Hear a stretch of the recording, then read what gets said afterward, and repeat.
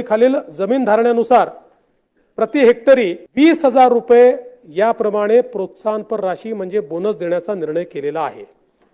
मागच्या वर्षी 20,000 दिला होता, याही वर्षी आम्ही 20,000 रुपये। नमस्कार मित्रांनो, स्वागत आहे आपल्या किसान राजा यूट्यूब चॅनलमध्ये। चॅनलच्या माध्यमातून आपल्यासाठी घेऊन आलो मोठी अपडेट। महाराष्ट्रात पीक विमा मंजूर झालेला आहे, पीक विम्याचे पैसे जमा झालेले आहे। पीक विमा संदर्भातील लेटेस्ट अपडेट 2 जानेवारीपासून पीक विम्याची यात्रा यादी आलेली आहे। कोणत्या जिल्ह्यामध्ये किती शेतकऱ्यांना पीक विमा आलेला आहे याची अपडेट आलेली आहे। गेल्या काही दिवसापासून आपण बघितलं असेल पीक विमा संदर्भातील लेटेस्ट अपडेट आपण चॅनलच्या माध्यमातून घेऊन आलेलो आहे।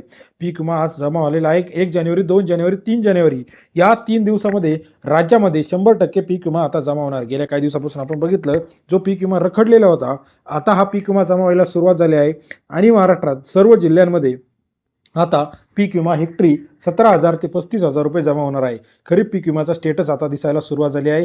राज्यात गेल्या काही दिवसापासून आपण बघितलं पीक विमा रखडलेला होता, आता हा पीक विमा जमा होणार आहे। यात भरपूर जिल्ह्यांमध्ये आता वाटप सुरू होणार आहे। 24 जिल्ह्यांमध्ये पहिल्या टप्प्यामध्ये वाटप आहे, त्यानंतर उरलेल्या 12 जिल्ह्यांमध्ये वाटप सुरू होणार आहे।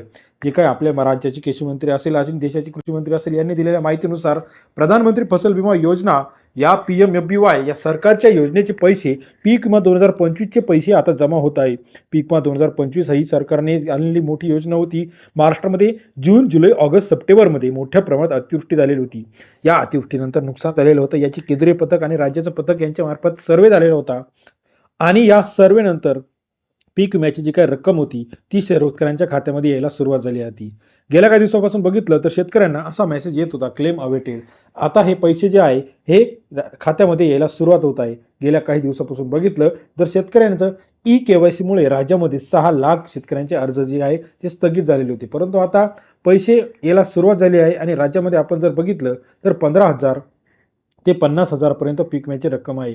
पीक विमा आता कधी येणार हे प्रश्न गरजेचा आहे, कारण का हेक्टरी 20,000, 30,000, 40,000 हा शेतकऱ्यांसाठी अतिशय महत्त्वाचा निधी आहे। कारण का यावर्षी अतिवृष्टीमुळे सोयाबीन असेल, मका असेल, त्याचबरोबर तूर असेल यांचे मोठ्या प्रमाणात नुकसान झालेले होते। या नुकसानीतून आता भरपाई मिळण्यासाठी शेतकऱ्यांना पीक विम्याची रक्कम महत्त्वाची आहे। पीक विमा जो आहे प्रत्येक जिल्ह्यावाईज आता वेगवेगळा आलेला आहे। पहिल्या टप्प्यात काही ठिकाणी पीक विमा आलेला आहे, आता दुसऱ्या टप्प्यात सुद्धा लवकरात लवकर पीक विमा जमा होणार आहे। सरासरी आपण जर विचार केला तर हेक्टरी 17,000 रुपये पीक विमा आपल्याला येत आहे।